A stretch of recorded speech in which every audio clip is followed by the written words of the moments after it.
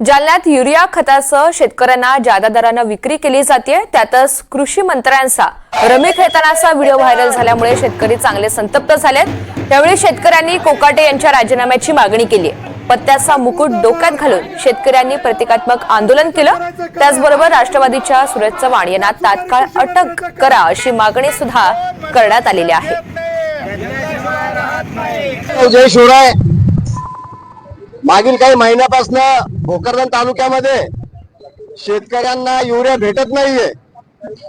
युरियाचा तुटवडा या ठिकाणी निर्माण झालेला आहे। तसेच जो युरिया उपलब्ध आहे या ठिकाणी तर काही दुकानदार कृषी सेवा केंद्रावरती बड्या भावानं पैसे घेऊन तो युरिया त्यांना देत आहे।